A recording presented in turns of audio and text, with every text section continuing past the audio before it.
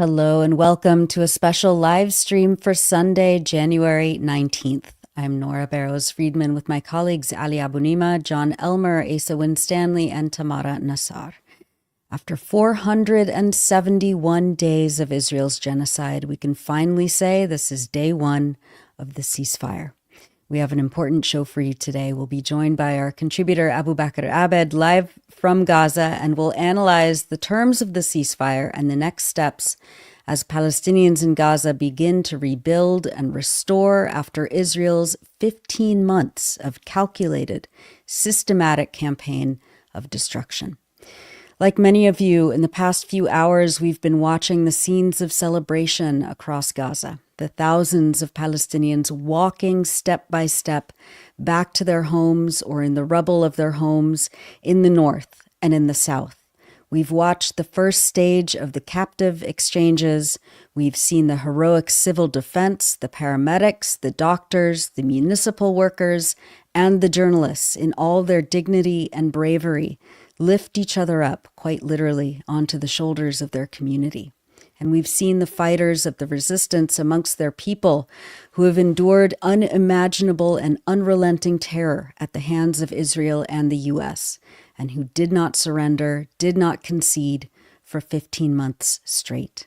It's been an intense day already, to say the least, and we're all trying to catch our breath and recalibrate ourselves toward processing this brutal Holocaust and anticipating what comes next. People have been celebrating.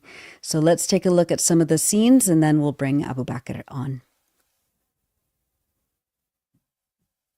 مخيم جباليا نبث لكم وقف اطلاق النار على مدينة غزة. الحمد لله وقف شلال الدم. طبعا زي ما انتم شايفين الدمار اللي في مخيم جباليا فيش ولا دار واقفة، وبنقول لكم بدنا نعمرها وترجع احلى من قبل. واهم حاجة انه انتصارنا انتصار، وهينا رجعنا خاوة على مخيم جباليا، والوضع عايز كفى غصبا عن الكل، وهينا في مخيم جباليا وعاشت المقاومة.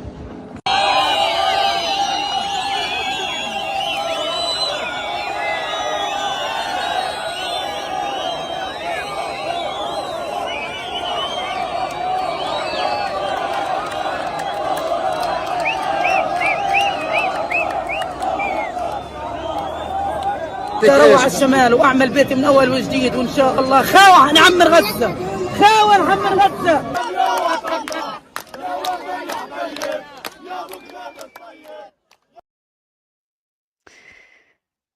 Let's begin with how we're thinking about all of this. Ali, why don't you set us up, and then we'll bring Abu Bakr in.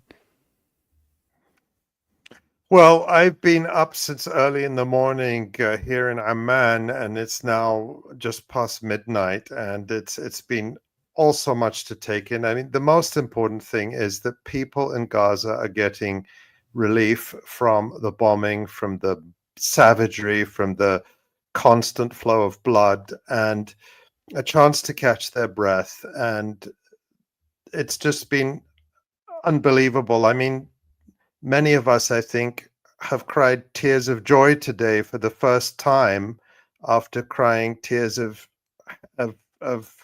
sadness for more than a year. And although there is so much loss, so much death, so many loved ones that people have lost,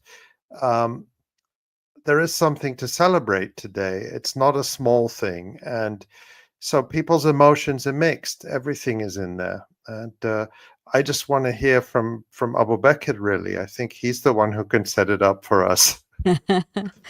Let's bring him in. Abu Bakr, are you there? Oh, there you are. Hi. How are you? I don't even know what question, we should ask you first. Tell us what this day has brought for you, what you've seen, what it has meant for you. You survived. You survived. And we're all so grateful and so proud of you. Thank you so much. I think first we need to lower our voices a bit because everyone around me is asleep. That's For the first time in 15 months. Yes. Yeah, Peaceful it's sleep. just 11 p.m. here around midnight. But yes, just you need to know our voices. I think it's been wow.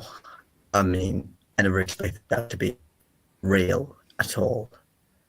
Just when you see even like the hospital, another shape, another look inside it, everyone is happy. Just a few days ago, a day before the ceasefire, the hospital was reflecting a deeply traumatic picture where mothers were ululating over the bodies of their loved ones and children, and fathers were screaming in pain after losing their children and their loved ones. And corpses were being taken outside and inside the hospital.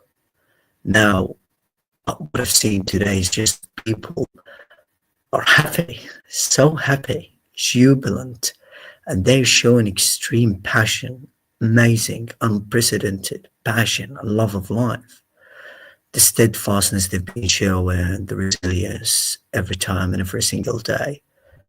It's been literally amazing and fascinating. And if we talk about children in more details, the children, this is the first time they're playing outside. This is the first time they are gathering with their families. This is the first time they have snacks in their hands that they can enjoy.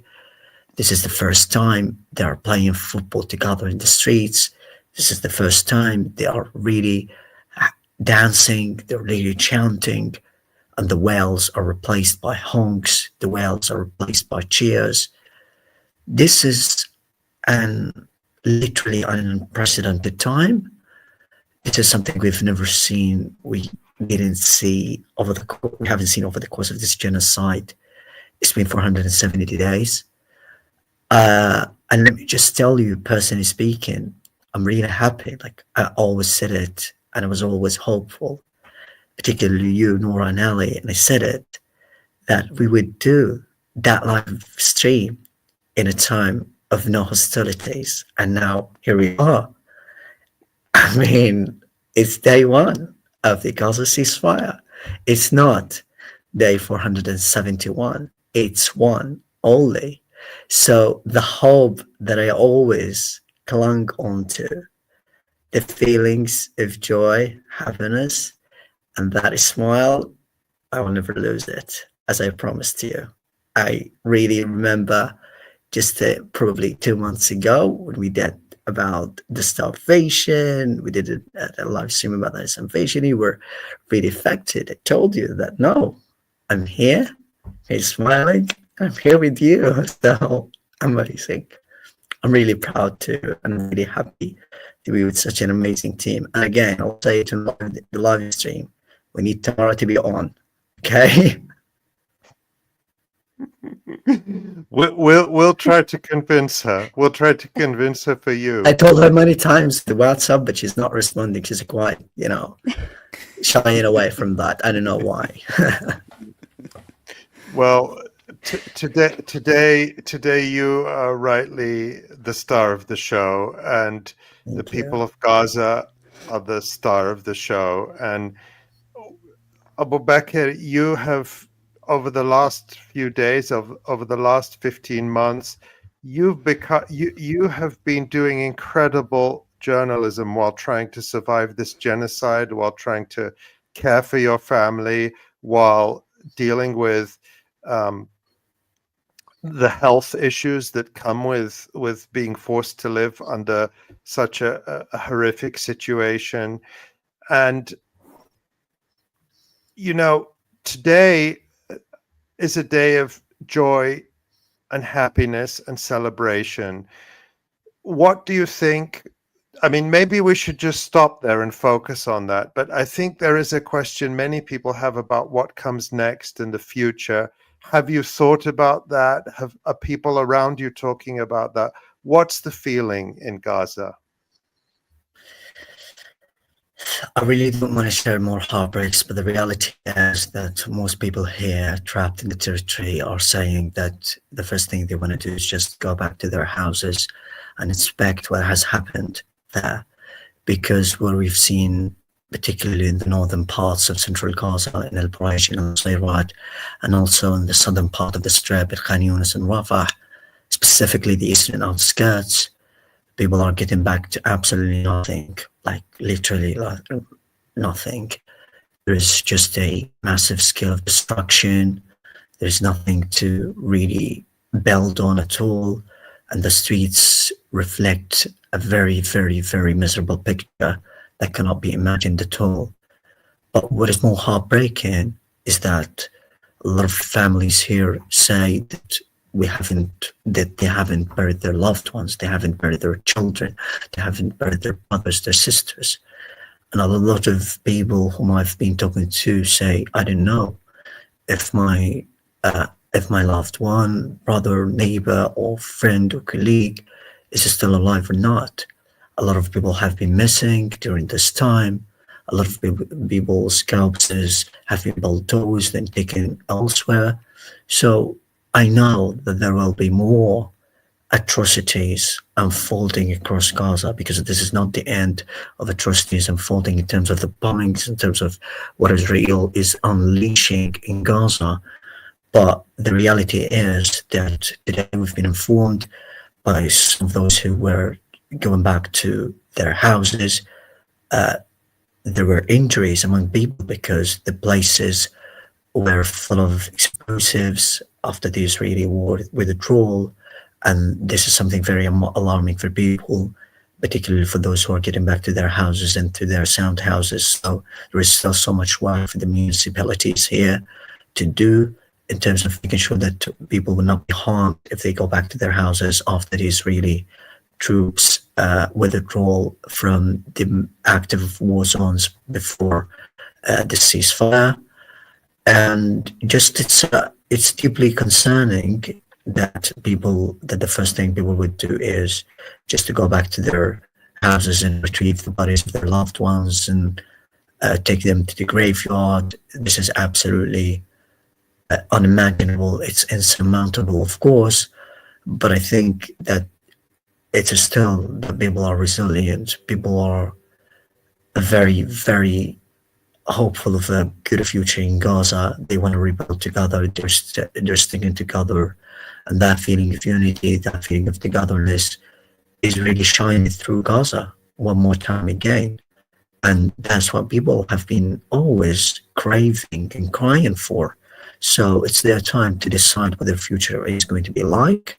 It's their time to determine what they want to do in the future and to do all that kind of rebuilding and all that kind of, refreshing their lost lives that have been absolutely stolen by the Israeli regime, let me say. Abu Bakr, can you describe for us what it sounds like now in Gaza without the constant buzzing of drones, what you've noticed that has changed since yesterday? Take us to Gaza. Take us to what it looks like, to what it smells like, to what it sounds like. I'm really sorry to say, but Israeli drones are buzzing in the sky right now, sporadically, not very regularly as before. There is still a very clear sound of the buzzing in the sky.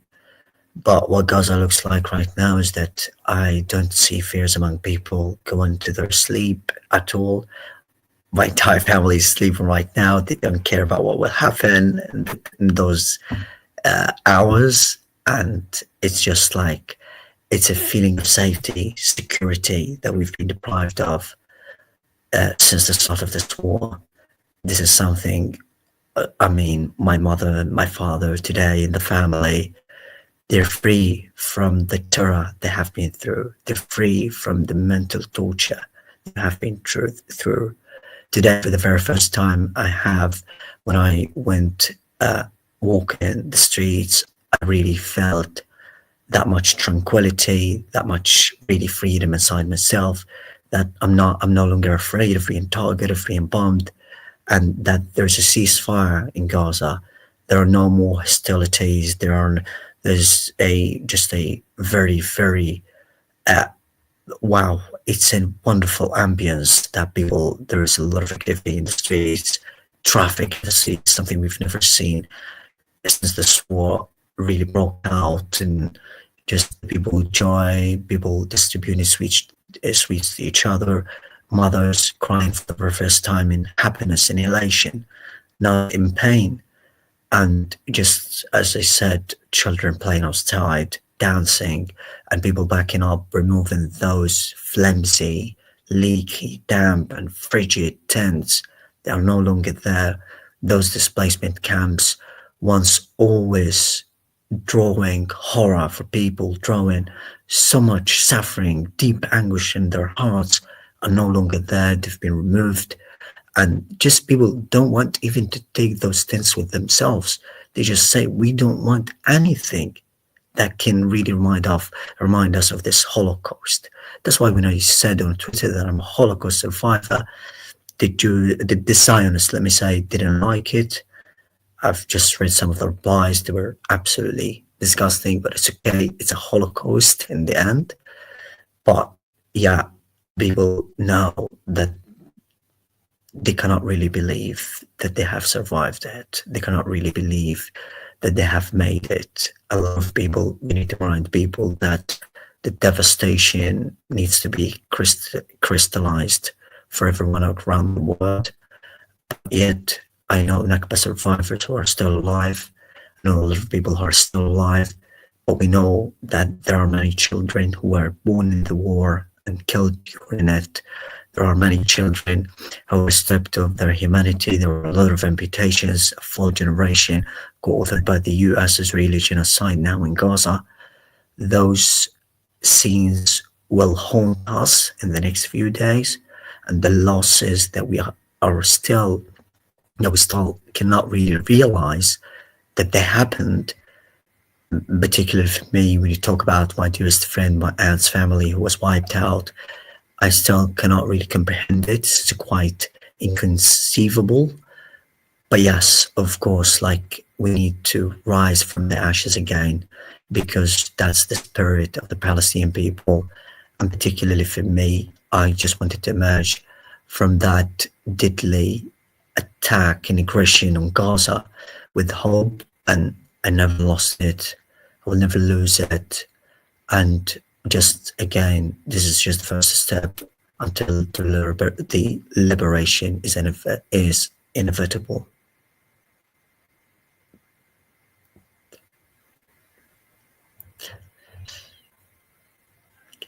Well, Bakir, yeah. Go ahead. we're just, I'm just so happy to see you without. I mean, I can't. We can't compare ourselves to those who are in Gaza and the worry they have. But for the first time tomorrow, I'll wake up in the morning without checking. Well, I'll still check my WhatsApp, but without that sense of looking to see who's there. Look for those replies and look for those tweets that give us a sense of relief to know that those we love in Gaza are still there, still alive, and that's a fear that people in Gaza have had for each other all this time, and I think especially if people outside, people from Gaza who are outside Gaza, separated from their families and worried about their families in Gaza, and it's just such a relief not to have that. And I know that there are still so many difficulties, the destruction of the infrastructure, the massive destruction of housing, all those challenges are real. But if this deal is adhered to and followed, then 600 to 700 trucks will be entering Gaza every day, which is supposedly more than before the war. The first trucks supposedly entered today. Have you seen any difference in terms of the situation, or is that still too early? No, there have been no trucks allowed so far in Gaza. But there have been promises stated that the humanitarian situation will improve in the next few days. I think trucks will start getting into Gaza in the next few days. Also, building companies, particularly Egyptian ones, will enter Gaza to help clear the rubble of houses. And the first thing that will be guaranteed to get into Gaza in terms of the aid is medical aid and supplies, and the international convoys that will help doctors treat Palestinians, those who have been wounded during the genocide and sustained life-changing injuries.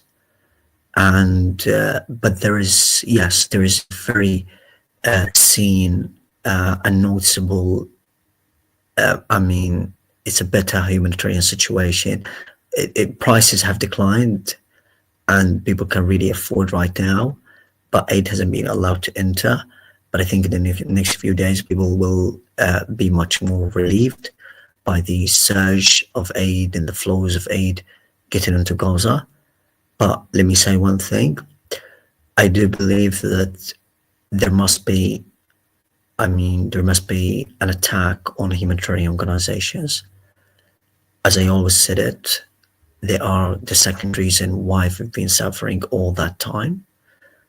They're not honest. They're not transparent. They're not good at all. They're just feeding upon our suffering. This is something I'm trying to tell people about.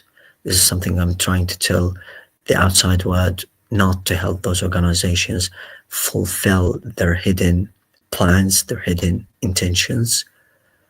And people have to be aware of that, because all those humanitarian organizations will be masquerading as humanitarian in the next few days and just making and setting up organizations and different plans in Gaza to try and convince the world, in fact, can deceive them, and just to say that we are helping people in Gaza. But this will not be feasible, because we cannot really be fooled at the moment. Every Gaza knows that humanitarian organizations play a major role in really, really large in really, really worsening the situation, and just like dehumanizing people.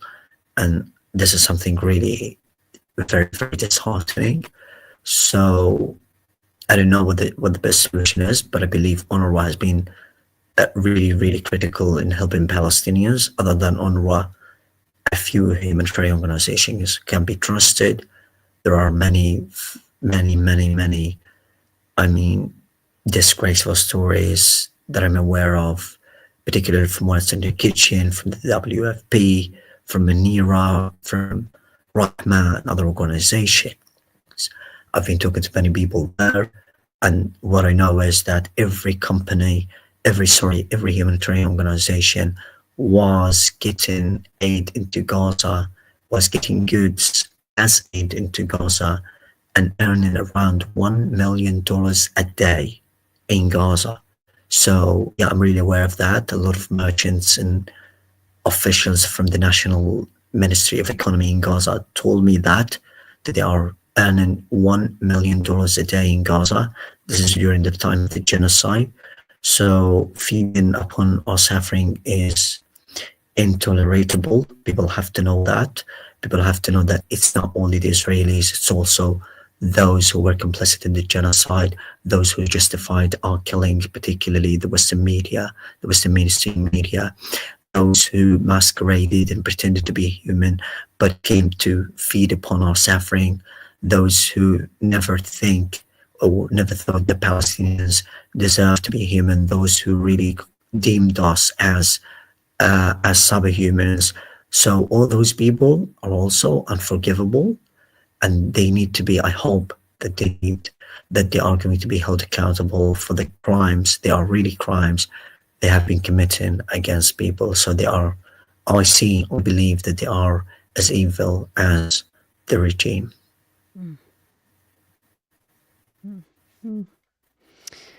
Abu Bakr, we should probably let you go and sleep because it's late. No. Hey. People are asking though about your yellow rose and how it has grown. Yeah, I still have a lot of it. Because I think it's now winter. Yellow roses here in Palestine do not grow in winter, fortunately. But yeah, still, and even the jasmine trees, let me say, the jasmine trees are still there, but there are no flowers at the moment. It's a different weather here in Gaza. I still have that basil. I still have that yasmin tree. I still have that, of course, yellow rose. I still have that garden blooming. I showed Dr. Ali the lemon tree and the garden. And yes, we're still so much connected with the land and with what we are growing, with the fruits and everything that we really, really planted and built during this time. And we need really to consolidate that, of course, because this is this is our mentality for sure, and this is what we've been instilled into. Just the hope and the spirit and the essence of the Palestinian community. The social fabric has always been targeted by the Israelis, but it has never been weakened at all. We are going to strengthen it, and we are going to build on it, and just move away with that source of hope, that source of happiness, and that source of resilience. Until, again, as I say, that we're not totally happy with the ceasefire, because this is just Gaza. People have to be aware and conscious of and about the reality, the harsh reality of living inside Gaza even before October the 7th. This is something people have to be aware of. We're still occupied, we're still subjugated, we're still suffocated inside Gaza. So we're working hard. The free people of the world should not really forget what Zionism has done to us and what Israel has done to us. It's really unforgivable. And I don't think peace is feasible at the moment, because Israel has killed every attempt to peace. So this is very, very impossible to achieve at the moment. And maybe in the next years, Israel has just created a full generation desperate for retaliation. So this is what Israel has to expect, and this is what will be unfolding in the next few in the next few years. So I know it's not the end of the story, the end of the conflict, but it will continue until every Palestinian literally feels free. Because again, I can't really go to Jerusalem, I can't really go to my hometown, which is Beit Daras. Oh no. Ugh. The infrastructure is still so fragile, of course. Yeah. He may be switching devices. We'll get him back in a couple of minutes. But I think what Abu Bakr is saying is so important that, today we're focusing on the joy and the relief and the celebrations, and quite rightly so. But the scale of the catastrophe in Gaza is enormous, but also the scale of the hope and the determination and the motivation. What was so incredible today was seeing the Gaza municipality immediately announce that it's getting to work reopening roads, starting to restore services. The traffic police came out immediately. I've been watching all day with footage coming from every part of Gaza all day. There are no signs of disorder. People are, the police are back in the streets. The government is still there. And that's critical, because remember all this talk we've been hearing over the past 15 months about the day after, as if the government of Gaza was going to just be erased, right, and then they were going to be able to impose whatever they wanted, or Jared Kushner was going to be able to come in and start building his condos. The government of Gaza operated throughout this genocide, and it immediately came back out and was immediately visible right away. That's incredible. I think Abu Bakr is back. He is. Yeah. Are you there? Hi. So yeah, so what I was talking about is just like, as I said, we don't need to be fooled by the ceasefire deal. It's a fragile. It's not what Palestinians have been always desperate for and looking for, because I'm still a refugee in Deir al-Balah. A lot of people are still refugees in Deir al-Balah. Dr. Ali has been away for a very long time and he cannot really see his hometown. We hold the same story. We hold the same agony. We have carried it since 1948 when Israel colonized Israel, the occupied Palestinian territories and occupied them. This must be really, really on the mind of everyone. This must be in the heart of everyone. And this is something we will always be working towards until we make it very, very real and that a dream is just coming true. Well, we are so proud of you. And, I think we all wish the world for you and your family and your community. And, this is part of this long struggle toward liberation. And, you have made us stronger, and you've proved, I think, to the world what bravery and courage and steadfastness means. And we're so grateful. I don't think we can ever repay, the debt that we owe to you for the work that you've done and the words that you've spoken to us and to our audience. Everyone is so grateful, Abu Bakr. We look forward to your yellow rose blooming again in the spring. And to your football reporting. I cannot wait for you to go back to, what you love to do. We might have to introduce a regular sports report on I the think live so. stream. I don't know. Maybe that's love something. that. Yeah, that's something, because everything I know about sports in Palestine, I learned from you, Abu Bakr. And there are so many stories to tell, particularly of the athletes that you have been following for so many years, and so many of whom have also been become disabled in this war, or lost their lives. And you're absolutely passionate about them, and you're passionate about sports, and it's something that we all want you to be able to focus on instead of war reporting. Seeing you take that vest off today and take your helmet off was really a wonderful moment, and we'll be seeing a lot more of you, Abu Bakr, but today we just want to say thank you and congratulations. Alhamdulillah, 𝐓𝐡𝐞 𝐄𝐥𝐞𝐜, and to you, your family, and your community. We love you so much, Abu Bakr, and we can't wait to see you in person. Of course, that is Somewhere, going to be, somehow soon. Yeah.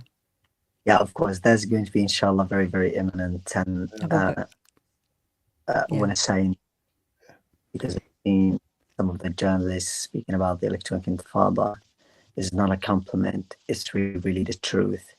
You've been absolutely, without a doubt, for me. And I'm talking here, and if other media outlets that I work with will be sad about it, okay, let them be sad about it. But for Ava, that has covered the genocide with the best platform, really, that has platformed every Palestinian trapped in the territory. You have given it everything. Nora, Ali, Tamara, Isa, John, everyone in the team, David, Omar, all of you really, really must be eulogized, must be praised so much. And if we share one thing today, if we really want to share one thing today, it's you. You've been all through that journey with us. You've been all through that journey of suffering, all that journey of pain with us all the time. That means so much. That really strengthened our mentality, our spirit to continue enduring what was unfolding and what was happening to us every single hour and every single moment. So thank you so much for your work, for everything you've been doing.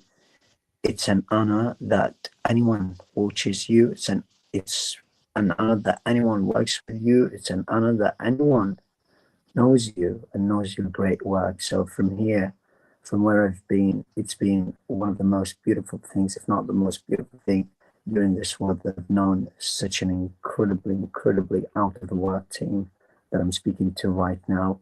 So I'm so grateful. My family is so grateful. And as just 22 years old, I think 2021, that is going to be 10. 10 is going to be it's my favorite number, and this number must be just put up there on the Electronic Intifada. And just a couple of things before I leave. We talked about something, the email crest. That is something that I need to take. The second thing is just, the second thing is going to be that we're going to be together and enjoying that everyone has to invite me to an okra plate. That is something I've been deprived of. So bear in mind that this is going to be very feasible. And again, just we're going to see you for sure. I'm so thankful. I'm so grateful. I don't have the words, to be honest, to tell you how grateful I am to be a part of you, to get to know you. My family knows you maybe more than they know me right now, and it's incredible. Thank you so much. You're waiting for Bamia. Meanwhile, I can't wait until we can split a pizza. You've been sending me pictures of the food that you want to make, and I know that we're going to have a pizza party at some point. Yeah. You can cook better than most of the women of the world. That's what I can say. I'm sure. Oh, Yeah. Thank you so much, Abu Bakr. Please get some sleep. Get some sleep, Abu Bakr, and I promise not to text you early in the morning. But the delay in the sleep is very, very much worth it. There's no better end for the day, and to this day, and to this very, very historic day. Seeing those people, and tomorrow should have been on. It's I mean, We'll work on her. We'll work Yeah. on that for a future time. We'll see you many, many times. you should really find her after it. Red card tomorrow. Ab- Thank you, Abu Bakr. Please Bye. get some sleep. We'll Great speak work, to you Abu soon. Bakr. Yeah. Good night, Yeah. and God bless you. Inshallah. Good night. Thanks. Amazing. He's done some great work. He's just tenacity. Unbelievable. Won't stop Amazing. worrying about him. Yeah. Well, thank you for sticking with us through that. It was pretty emotional, I think, for all of us. And I saw in the chat that our audience was also really happy and emotional seeing Abu Bakr smile. And let's talk about the terms of the ceasefire, what we know, what comes next, really. Well, I mean, it's a very important day, obviously, and I think the most important thing is that Palestinians didn't surrender. Nobody in Gaza surrendered. The terms of the deal are the same terms of the deal. Abu Obeida said it today in his speech. The Qatari Prime Minister said it, that this is the same deal as November and December of last year. We're looking at the humanitarian stage of that agreement that could have been done in November of 2023, but that wasn't what Israel wanted. Israel didn't want to return their people. They wanted to destroy Gaza. They wanted to destroy the government of Gaza, which Ali said failed. They wanted to destroy the 𝐤𝐿 brigades, which clearly failed. And so those terms for all the suffering and all of the catastrophe of this last year, none of that violence made Palestinians concede on any point of the deal. So the first stage of the deal goes into effect today. The first 7 days of the deal, the Israeli military is withdrawing from the western edge of the Netzarim corridor. By the end of the 7th day, they will be off the coastal road. 7 days from today, Palestinians will be able to return to the north. The 1.8 million that were forced out, or 1.8 million that are in the south, many of whom are from the north, will be able to return, and they will be able to show scenes. I mean, we showed some of that B-roll while we were opening the show. But remembering back to the death march, the virtual death march that Israel put people on to walk down to the south, that is going to be returned. People are going to be walking to the north, back to their homes. And that's the first thing that everybody wants, to reunite with their families. And that will happen after 7 days. The agreement is to return in the first phase 2,000 prisoners. 1,200 of those are Gaza bargaining chips. Those were people that were taken from Gaza with no charges. We watched them get frog marched out of shelters. We watched medical workers get frog marched out of hospitals. None of those people have charges. They went into torture camps in the south. We know about those camps and the brutality that went along with them. Those people were bargaining chips, and all of those people will be returning back to Gaza in this first 42 days, phase 1 of this agreement. As well, there'll be 735 security prisoners, Israel calls them, political prisoners, resistance prisoners, that will be released. And it's interesting to note, this is a Qassam operation, but the breakdown of the prisoners is unified. Abu Obeida talked about all of the factions as well in his speech, fighting in a unified front.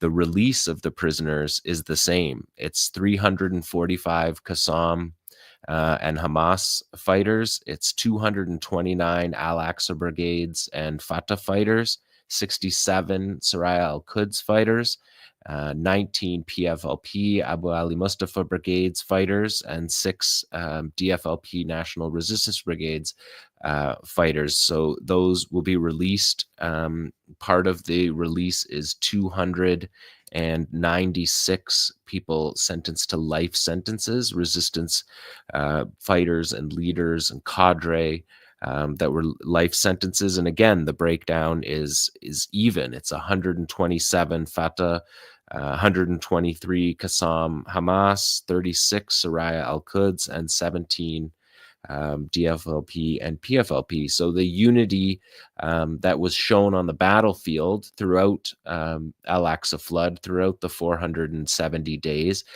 is represented in the prisoners that are being released. And these prisoner exchanges are critical to the resistance. We'll know that Yahya Sinwar was released in the last prisoner exchange. This is cadre that are in prisons that will be returning to the Palestinian national movement. And that's something that even the Israeli Internal Security Services warned their Knesset about, that 82% of people returned to political activities. These are lifelong fighters for liberation, and they refused to sign, this is from Yahya Sinwar, from the Shalit deal, refused to sign any kind of agreement that guarantees they will not go back to fighting. Sinwar refused to sign that, and after he refused to sign it, nobody in the Shalit deal signed it.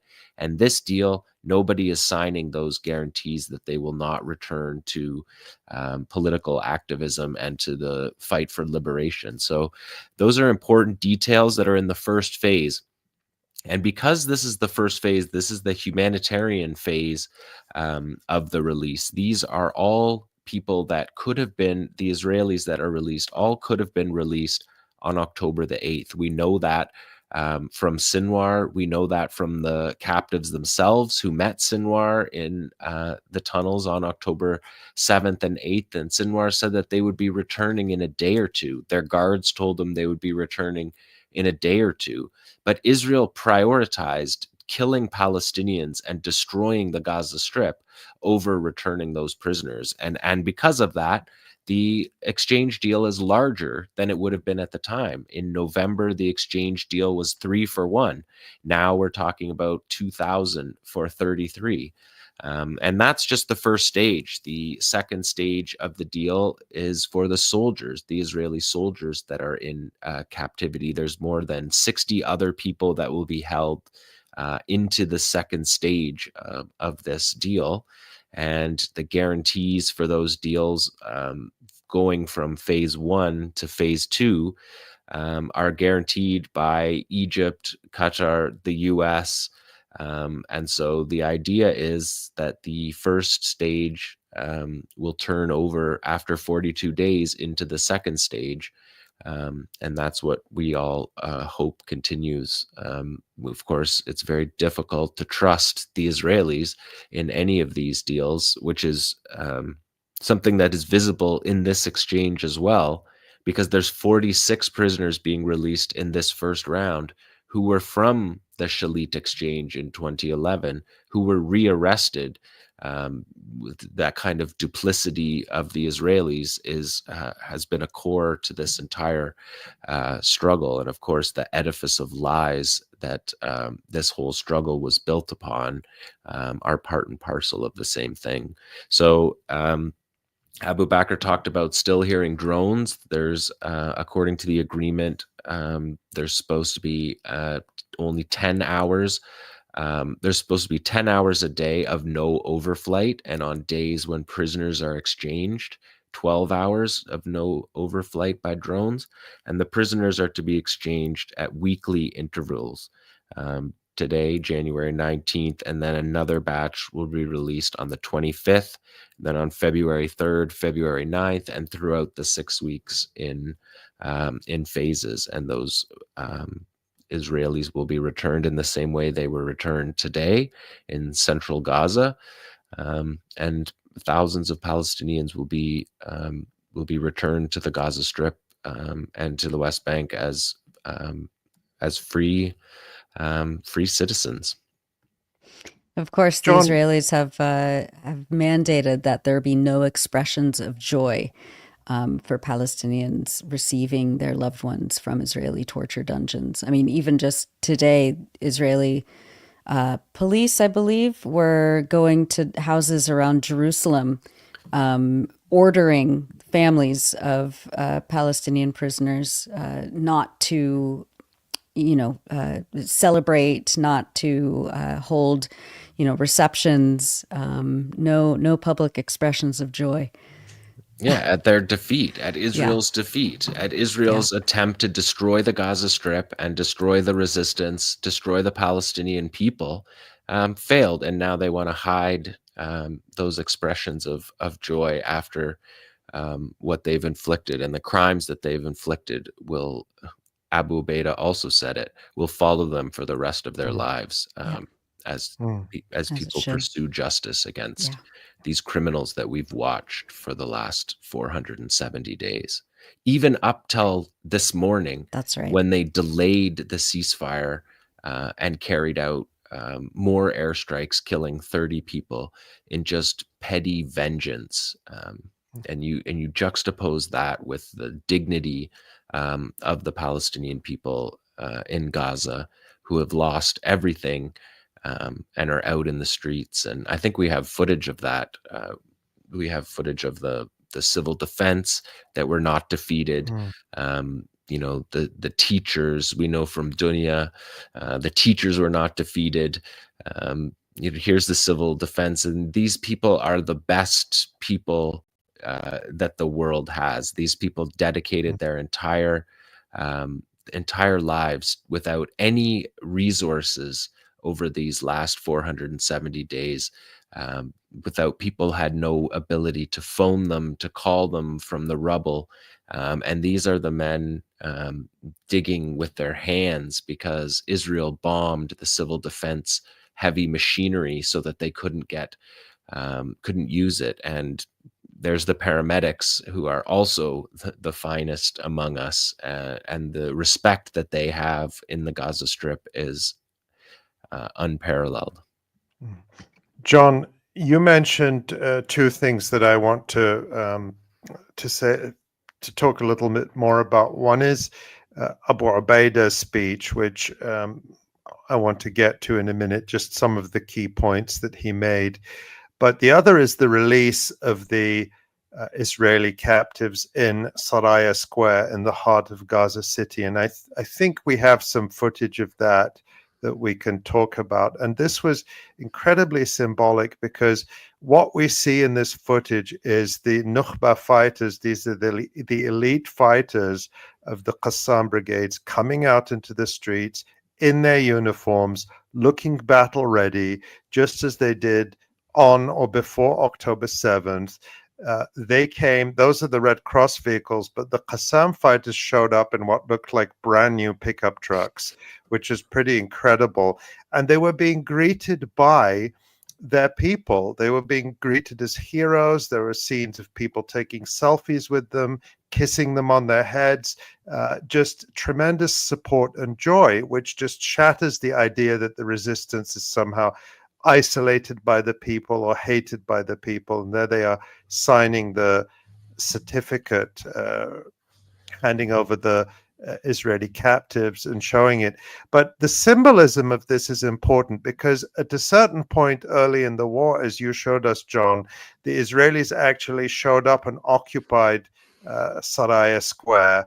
And back in November 2023, we had the prisoner releases during that 1 week truce, which Hamas also did in Saraya Square. And so the symbolism of showing how they are still in control of Gaza City. Even when the Israelis were there, they were there. They were there underground. They were there watching, as you showed us. There were cameras everywhere. Their eyes were everywhere. And I think those images, when Israelis see them, and we saw also images of Israelis watching on big screens in Tel Aviv and different locations, in the streets and restaurants, they saw all this. And so this was palpable, demonstrable proof to the Israeli public of the utter failure of their army, and the fact that the total victory they were promised was not achieved, along with, as we mentioned before, the fact that the police, I'm talking about the civil police here, coming out on the streets, directing traffic, the municipality beginning to restore services, and so on. So that's the day after. The day after Hamas is Hamas. Yeah, hours, at minutes, right? It was minutes. There wasn't a few days to gather themselves. And just let me say, Ali, for the censors, that video that we showed that has no prisoners, no captives in that video. The video's been edited so that there's none of that. That's just crowd scenes. So for the YouTube censors that are listening, that has been removed from that. But yeah, that footage is the footage from the first minutes. When you said it about Gaza City, downtown Gaza City, it was exactly the same in Beit Hanun, right? The Israelis went into Beit Hanun 2 weeks ago. They thought that they had destroyed Beit Hanun and no one was there. And they took more casualties in that week than they had in any week in months previous. So they were able to fight right till the last moment with the same vigor as on the first day. And that couldn't be, I don't think you could script a defeat more articulately than showing those the footage of the way that those fighters come out in the streets. And this is just a fraction of them. At some point when the situation really does calm down, there will be a major parade, a proper parade in Gaza that will fet these fighters as the heroes of their society, no matter what political party anybody is with. This is a united national liberation struggle that is being represented here. And that's something that you predicted very early on, of course, in this Holocaust, that no matter what Israel and the United States were going to throw at the Palestinians, that the resistance was not going to be defeated, and there would be an enormous victory parade in the streets of Gaza after. I mean, I think that there's an advantage that I had of having been there and lived there and experienced it, and of course, no battle was anything like this one, and there was no experience. Nobody had experience for what happened this time, but the spirit of the Palestinians in the most catastrophic circumstances. I saw it, and I knew that would remain, and that these fighters themselves were prepared, and we charted it every single week for the entire war. The preparation for the operation itself on October 7th, but the preparation for the battle since it's just remarkable. And another thing that Abu Obeida said, he said that we, just as we fought together, we will rebuild together. And he said that we will rebuild with the same vigor as we fought. And it's just a remarkable thing that he said. He said, your wound is our wound to the Palestinians. He said, your pain is our pain. Your hopes are our hopes, and we will rebuild together everything that the enemy destroyed. And to treat the reconstruction in the same way that they treated the battle, to be in the same trench. And we watched that, day in and day out for 470 days. They fought in the same trench as their people, and the fighters are heroes. The children are heroes. The children were the first ones in the streets, faster than the police, faster than the civil defense. It's always the kids, and shout out to the kids for living through this. And what Abu Bakr said is exactly right. This is an entire generation of children who have seen that they can win, that the entire world can be aimed at this tiny little besieged enclave and can't defeat it. That is going to have reverberations through the future for however long it lasts of the Israeli state, because this is a remarkable moment. And hiding pictures of people celebrating or threatening families having gatherings, none of that makes any difference to the way that this is going to be absorbed by the people that lived through it. They lived through the worst, and they came out on the other end surviving, unified. It's just remarkable. It's been an overwhelming day. I didn't sleep. It's been remarkable to watch. It truly is. And just on this, Nora had mentioned a point, of course, about Israel trying to ban celebrations in the West Bank. But what's striking me is how much Hamas and the Qassam brigades are in control of the narrative here, because they did that prisoner release in Saraya Square, and then Abu Obeida gave his address by video, so it was coordinated. And that was pretty remarkable. And it was announced, so everyone was waiting to watch it. He spoke for 23 minutes. He appeared in his neatly pressed uniform and his, with the keffiyeh wrapped around his face as usual. And his appearance is remarkable. I think the last time he had appeared was on October 7th. So it's been like 3 months. And he'd appeared something like 30 times throughout this war. And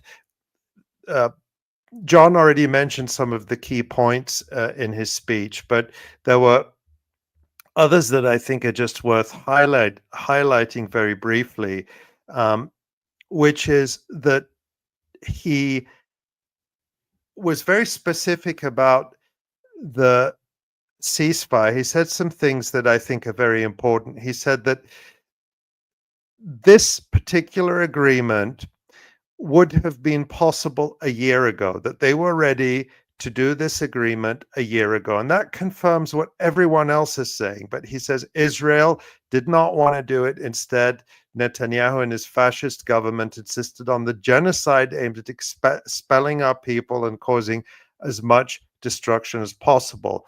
And he also affirmed their commitment to it, Hamas's commitment, not just Hamas. He spoke on behalf of all the resistance factions. He said, we affirm our commitment to the ceasefire and our readiness to implement its provisions and conditions in order to stop the fighting. And he said that they were committed to the schedule of prisoner releases and to protect the enemy's prisoners until they're handed over in exchange for our people. But he said that all of this depends on Israel's commitment to the deal, and that any violations by the enemy could endanger either Hamas's ability to carry out the terms of the deal or would endanger the safety of the prisoners. So that was important because they're setting out here that we are not the ones who are going to spoil this. We're committed to this. We're committed to making it work. And I think the other point that is worth noting is really his acknowledgement of the support that the resistance received from the region around the world. And he mentioned in this order Ansarullah and the people of Yemen, who of course have done the maritime blockade and been firing the Palestine 2 missiles and the drones from Yemen. Then he mentioned the resistance and the people in Lebanon and their sacrifices, both from their leadership, their soldiers, and their people. Then he mentioned the Islamic Republic of Iran for its continuous support for the resistance and the True Promise operations. He mentioned the Iraqi resistance, and he mentioned the Free People of Jordan and their fighters who crossed the border and aimed their weapons in the right direction. I'm paraphrasing what he said. And then a broader thanks to all the Arab and Muslim people of the world. And he said that Qassam had received millions of messages from around the region, from as far away as Morocco and Indonesia, offering to come to Gaza and fight with the resistance. And then he mentioned all the free peoples of the world who demonstrated in their millions and who continue to do so in rejection of the Zionist genocide and in solidarity with the Palestinian people. So it was really a comprehensive address that addressed multiple audiences. First and foremost, the Palestinian people and the people of Gaza, making the points that John had mentioned, but also this broader global audience. And I think a key takeaway from the events of today is that maybe before October 7th, Israel and its American and European backers thought there was an option to destroy Hamas that they had and that they were holding in their pockets. Now it's clear they don't have that option. Israel did everything to Gaza except use nuclear weapons. And it is very clear they cannot dislodge this resistance. And it appears to be entirely intact, even despite Israel's destruction of Gaza. So the symbolism and the messages today are absolutely extraordinary. Yeah, and he also said that they dismantled the myth of the Israeli military. Not only did Qassam survive the battle, but Israel didn't. Israel was the one who got taken apart on October 7th, proved that it couldn't defend its own population, that required an air bridge that he referred to of weapons shipments from the United States. This was a joint United States-Israeli war with Western backing, diplomatic backing, financial backing. And so it's remarkable. And he also pointed out to the fighters and said that they fought with ingenuity, which is something that we've covered for all these 470 days. And he said that this is an epic battle that will be studied in war colleges for generations to come. And they're not going to be studying Israel's tactics. They're going to be studying the Palestinian resistance. They may be studying them as what not to do. What not to Exactly. do. Yeah. And Caution he did, tales. Yeah. yeah, and he did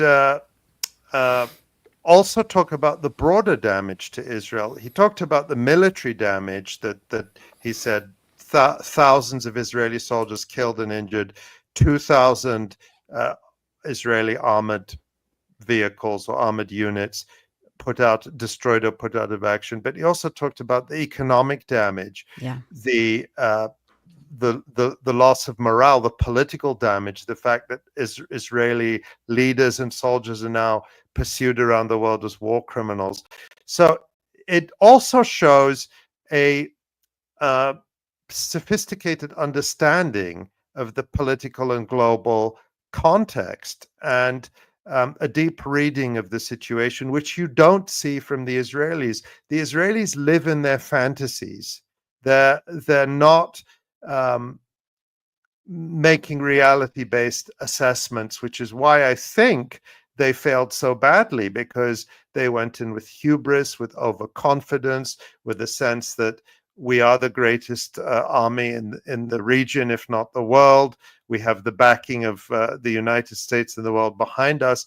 And that hubris did not serve them well, did not serve them at all, really.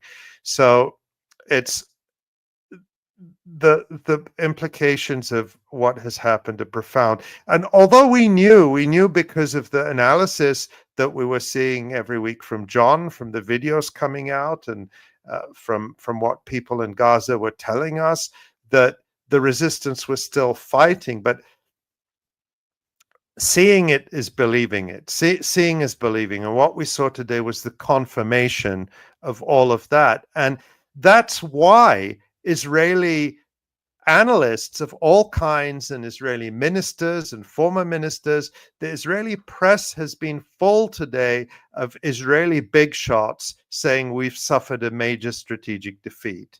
And so one of the fears, I mean,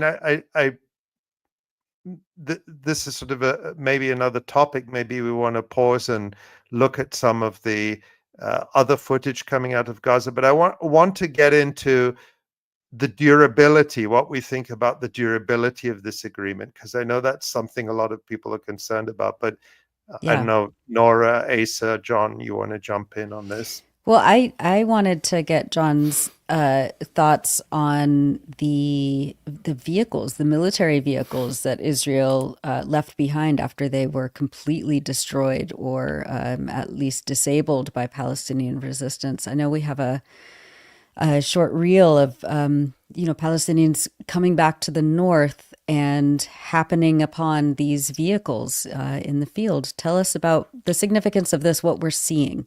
So this is these are shots. They're going to find these all over when people return. These are the M113s. These are troop carriers, armored troop carriers from the previous generation. These are like Vietnam era.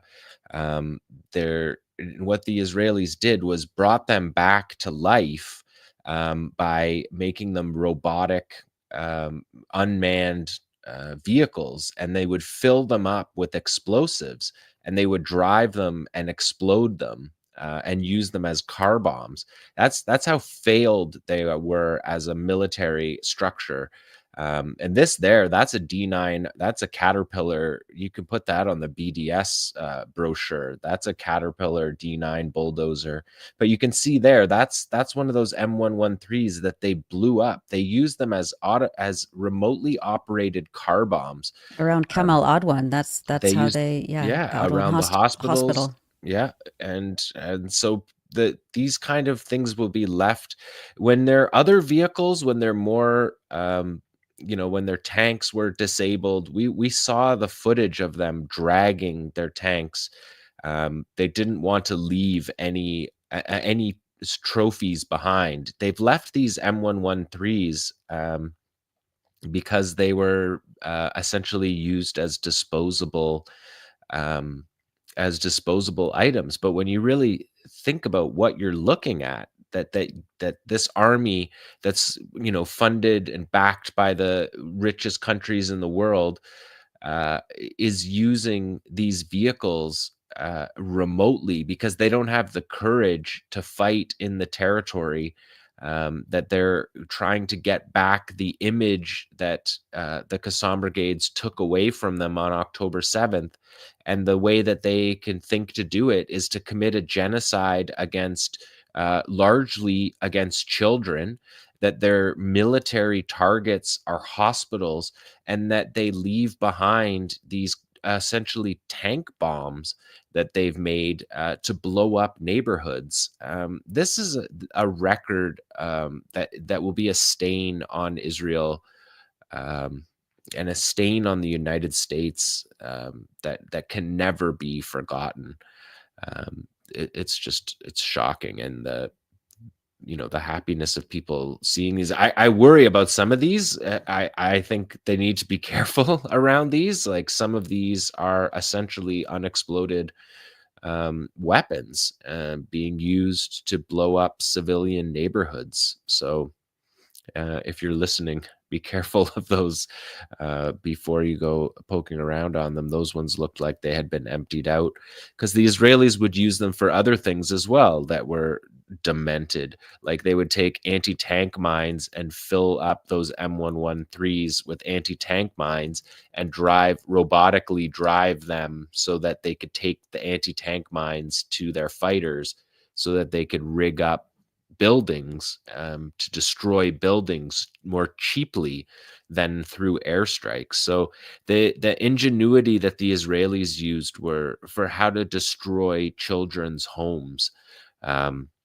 while the Palestinian resistance built an indigenous army that fought for 470 days, and we don't know the toll was significant for everybody. Everybody paid a significant price for this battle. But where this takes the Palestinian national movement going forward, this is the kind of thing that you can never take away. These kind of images and feelings of victory and undefeated, that you were not defeated through this entire time. That was one of Israel's goals. Israel's war goals were to return the captives through violence. That failed. Destroy Qassam. That failed. Destroy the Hamas government. That failed. Number 4 was that Gaza would no longer be a threat to Israel. And Abu Bakr spoke to that. That is the biggest fail of all of their goals, because Gaza is a threat to Israel going forward, and the spirit of resistance that this genocide has created is absolutely a threat. That hiding Abu Obeida. Well, Abu Bakr said it too about people's feelings of of anger and vengeance and loss. That but Abu Bakr and Abu Obeida spoke about it, and we're going to hear a lot of people speak about it. We saw it from the children themselves. Some of those really the epic scenes where the kids coming out of a bombed out building and surviving and saying, we're still here. I think about the one of the old man sitting on his chair saying that the entire world is trying to fight this one tiny little spot on the map and they can't defeat us. Those kind of things, that fuels a liberation movement, as much as any weapon or any other thing. That spirit of resistance is strong from this battle. And speaking of Abu Obeida, he addressed a message. We didn't mention this, but I think it's also worth noting, to the resistance in the West Bank, encouraging them, and specifically to Jenin. So, this is a massive inspiration for other Palestinians, and an example that governments in the region will be afraid of, that are either colluding with Israel or in the pockets of the United States and so on. But yeah, it's pretty remarkable to see those armored vehicles, and I'm sure we've only seen a fraction. And that armor plating, that all that gear presumably will go into the 𝐓𝐡𝐞 recycling program. Absolutely, it will. I mean, they in order to prepare for this battle, they sent scuba divers down to World War I sunken British ships to get the shells off the ships. So all of this will be used. At all these munitions, the 70,000 tons of bombs that were dropped on the Gaza Strip are going to be, first, they're going to be taken out of people's homes.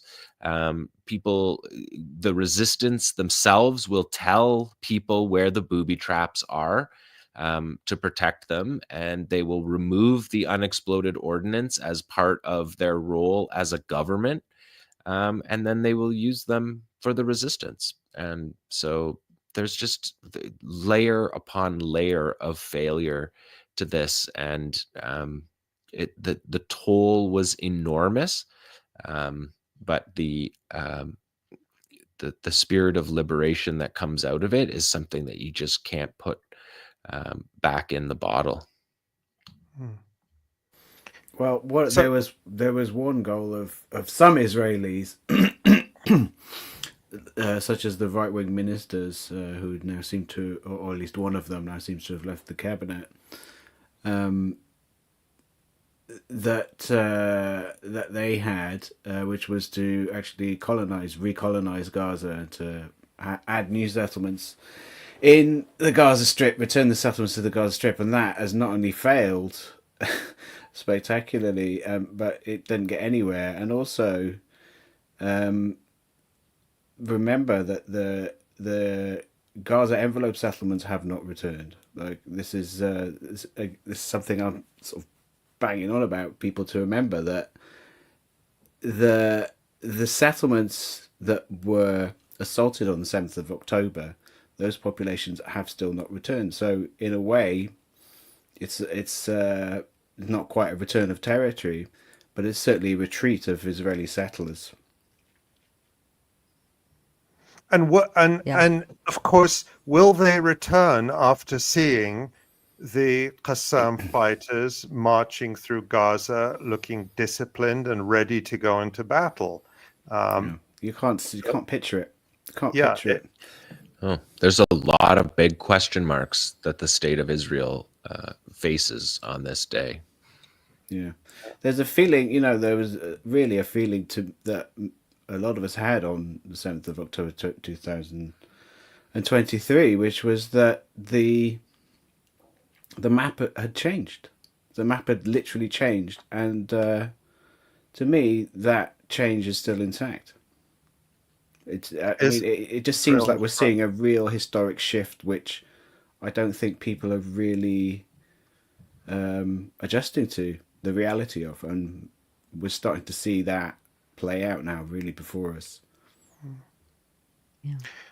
Well, we should talk a little bit about what comes next, because a lot of people, are understandably very apprehensive about how durable this agreement is.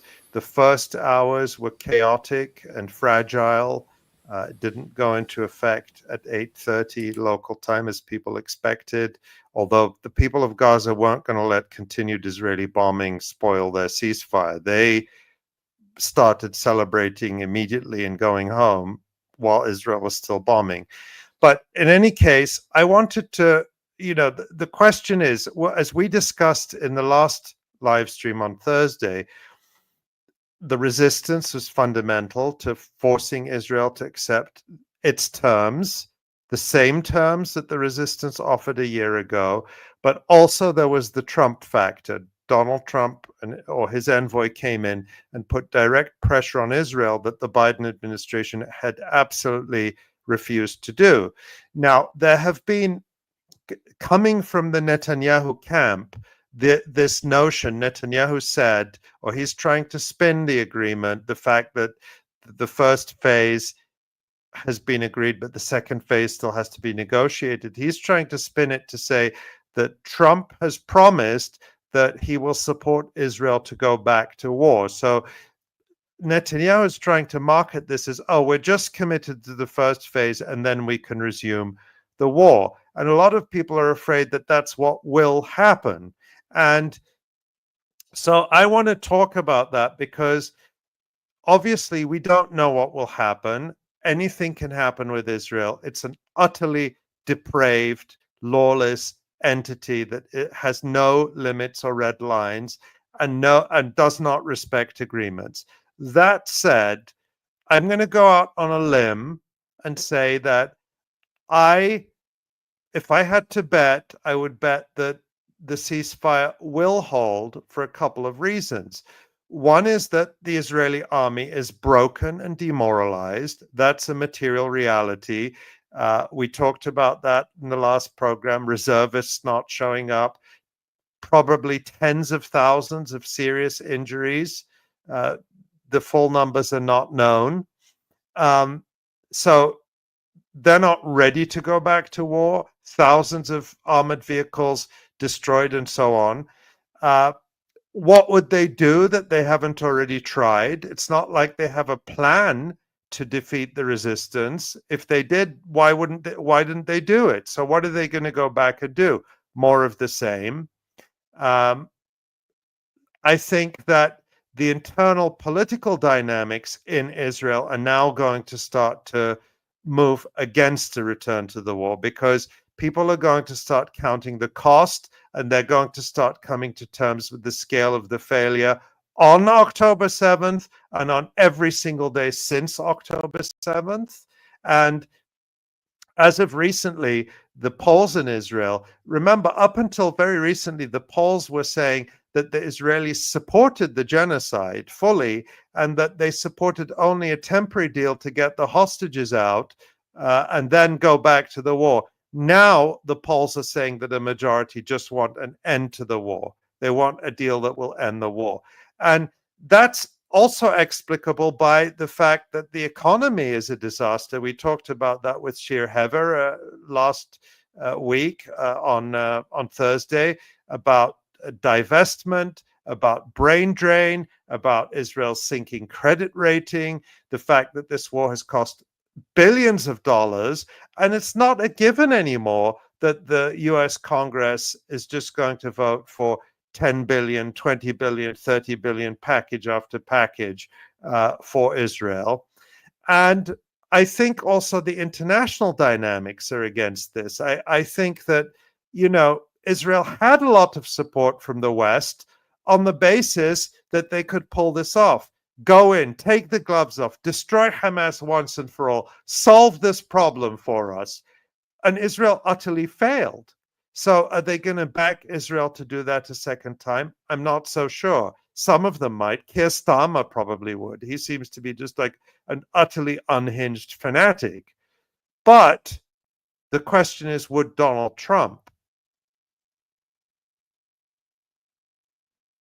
Yeah, I think as we always said, Trump is a wild card. He's not ideologically tied one way or the other when it comes to Israel. He is tied to money. He's tied to his own reputation. He's tied to capital. But the Biden administration was ideologically committed to this Holocaust, to this genocide, to ramping up violence against children in Palestine. And it remains to be seen what comes next. But Israel, I don't see how it can recover from this reputationally, militarily, economically. So it's, we're going to be watching it very closely. We're going to be watching the next steps. And there is just, I think, worth pointing out this really fascinating story that published by NBC with comments from an official. They're saying an official of the Trump transition team, which I found really fascinating, I think worth taking note of. And the headline, we can show it, is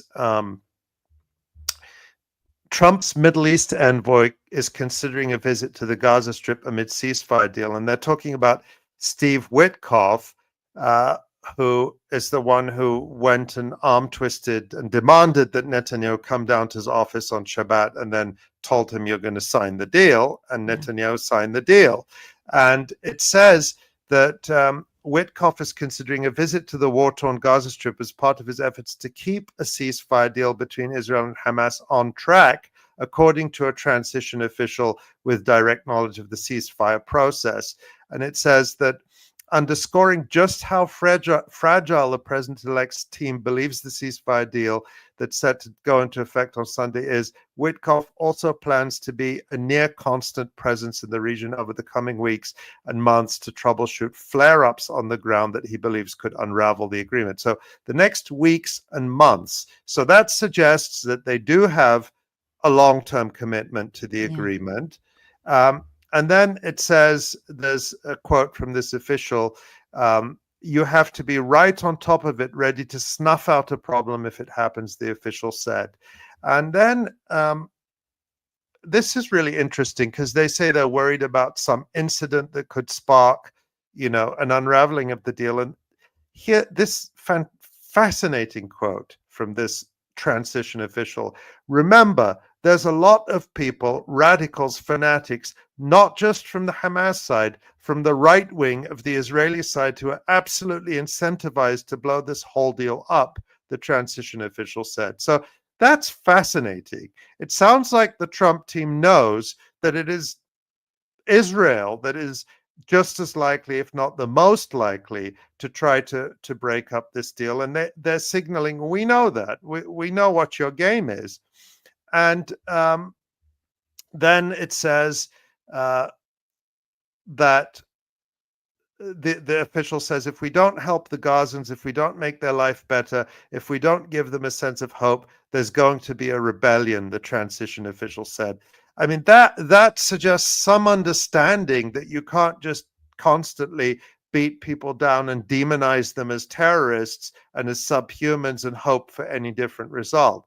So that's, again, interesting, possibly hopeful, but there is this rather worrying next paragraph, which I think should raise a lot of eyebrows. It says, the question of how to rebuild Gaza remains, as well as where some 2 million Palestinians can be relocated in the meantime. Indonesia, for instance, is among the locations under discussion for where some of them could go, the transition official said. Even the question of whether Gazans would be willing to relocate is up in the air. Well, obviously, Gazans are not willing to relocate. And that's just, absolutely bizarre. But maybe, if Witkoff goes to Gaza and sees the reality, they will come up with a more reality-based approach to the reconstruction. Nonetheless, obviously, take everything with a pinch of salt, but I thought this article was interesting for showing that this wasn't, at least the Trump team is signaling, this wasn't just about getting day one photo op of hostages being released and Trump getting a big win, that there does seem to be some level of long-term commitment to making this agreement work. And given that Trump was ready to pressure Israel to sign it in the first place, that suggests to me that they may well be willing to pressure Israel to adhere to it. And Israel at this point, presumably, I mean, John might know better than me, when you do a genocide for 15 months and when you go to war against Hezbollah and lose, you need to replace your arsenal. When you've lost 2,000 armored vehicles, you need to replace them, and that's very expensive. And I don't know what stage they are in terms of being able to replace all that stuff. And they're totally dependent on the United States. So there is leverage there that it seems to me Trump is more likely to use than Biden has been. Again, maybe I'm being too optimistic, but there are signals here that that suggest that we can't necessarily take for granted what's going to happen one way or the other. And I just wanted to point that out. And it's important to note too that 𝐓𝐡𝐞 holds the Israeli soldiers. So there's the next phase. If Israel is going to abandon their soldiers, there's a significant cost for that too. That isn't measured in dollars and cents or armored vehicles. And so these are very consequential decisions that Israel's facing right now. And like we said, there's a lot of question marks throughout their society. Shir talked about it on the show last week as well. There's a lot of questions to be answered that are very unclear for the Israelis. And one of the ways that this deal is written is that the phase 1 can be extended. The negotiations for phase 2 begin on, I think, day 22. And if there's not an agreement, that the phase 1, the ceasefire component, can extend. And I think that's where the U.S. pressure will be applied to that period, I think. And so even if we don't have a lot of faith in the Americans after their entire imperial history, it might be possible to see an extension of that period. It's just and there's sorry, you go ahead. Those quotes from this anonymous administration official, apart from this strange one about Indonesia, they really remind me what Trump said. He said this quote that made headlines about if there wasn't a ceasefire deal, or a hostage deal as he called it, before his inauguration, there would be hell to pay. And everyone took that as him threatening Hamas, which, I think it probably was. But then he also said it again and said it won't be good for the Palestinians. It won't be good for anyone, frankly. And that was really just an open diplomatic threat to Israel. Whether he'll carry through on that is another thing. But I can't think of a precedent of that, to be honest, really. Yeah. And I just can't, I think there's a very easy and durable, solution for, where to put 2 million Palestinians in Gaza while Gaza is being reconstructed.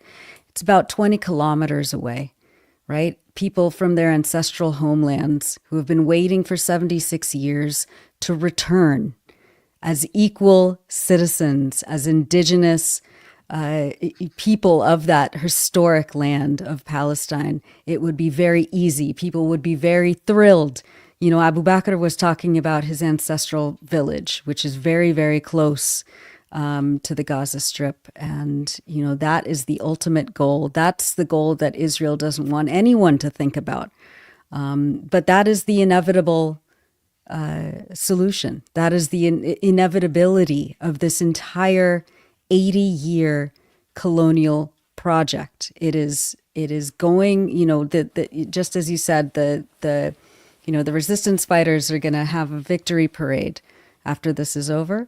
The people will return to their villages hopefully in our lifetimes and in theirs. Maybe they should be rehoused in Kfar Aza and Kfar. Yeah, that's where they're empty anyway. That's right. That's right. And that's important, because obviously we're focusing on Gaza, but Gaza is part of Palestine, and the focus can't just be on Gaza as if the solution is entirely within Gaza. Yeah. This is the momentum has to be kept towards the liberation of Palestine, not necessarily, through whatever means can be available. So if there are political means to end this genocidal regime, the way the South African apartheid regime was ended through negotiations, everyone would prefer that. Yeah. What we've seen is what October 7th proved is the impossibility of ending the Palestinian resistance. And I really think that's not an exaggeration, because the Israelis had this idea that one day we may have to go into Gaza. It will be very difficult and very bloody, but we will topple the Hamas regime. The idea was it would be costly, but there's no doubt we can do it. He said for future generations, if you remember, he said we're going to erase Hamas and the idea of them for future generations. And that is a spectacular fail, because this movement, this liberation movement, is going to go down in history. You couldn't have done a worse job of attaining that goal, because it's remarkable. It's remarkable. People like winners, and across the region, the scenes today, the scenes that were seen on Al Jazeera, watched by tens of millions of people on other channels, were the scenes of winners, of people feeling that they've won. It's not us saying to people in Gaza, "You won," and people in Gaza saying, "Oh, look at our misery. How could you say this is a victory?"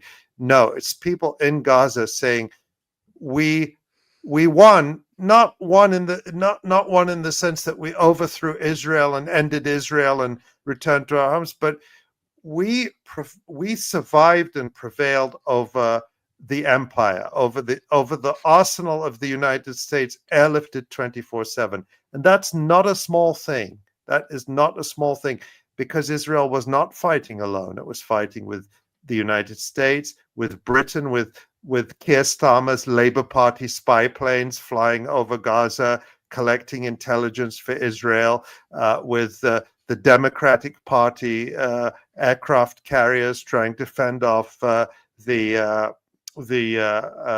missiles from the Houthis or whatever. I'm saying that facetiously, but these are supposedly the progressive parties in these societies that were fully committed to this genocide, and yet they could not defeat tiny Gaza. They couldn't defeat Yemen. They haven't defeated Hezbollah. They haven't defeated Iran. There is a lot of hubris about that, and I think that that's another factor here that militates against any quick resumption of the war in the form we saw it, which is that Iran held off from True Promise 3, probably because they saw the way this was going and they wanted the ceasefire to take place. Iran has always said, that's our priority. That's our priority. But if the war goes back, and Israel starts bombing Gaza again and massacring, carrying out massacres of 70, 80, 100 people a day, I think there's a very high chance that Iran will unleash 1,000 missiles. I think that's very likely to happen.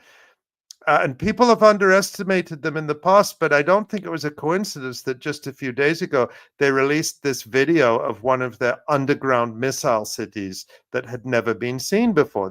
There was a message in that to say, don't think we've forgotten about you.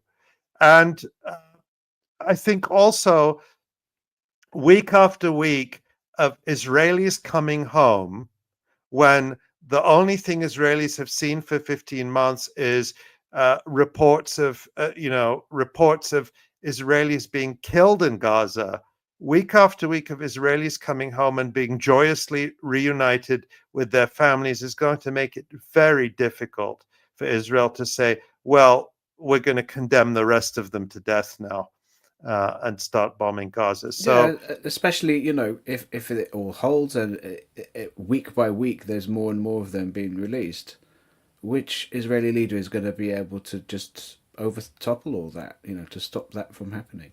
Yeah. I don't know. It's hard to say.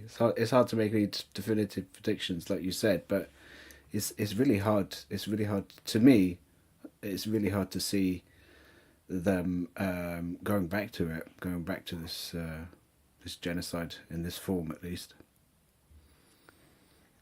Well, I think we about covered it for today. I know we're all exhausted. We're our hearts are full. Our minds are going 10 million miles an hour, and I think I am just, waiting to see what happens next. I know that the next 6 days, especially, will be very critical. We are going to come back on Thursday because we have our regular live stream now on Thursday, usual time. And we're going to keep very, covering very this. interesting guest. Yes. Yeah, I know. I'm trying not to give it away, but it's going to be great. Just please continue to go to the Electronic Intifada, our website. We have some incredible new features by our writers in Gaza. There's, our friend Sam Husseini being dragged away by cops at the U.S. State Department press briefing a few days ago.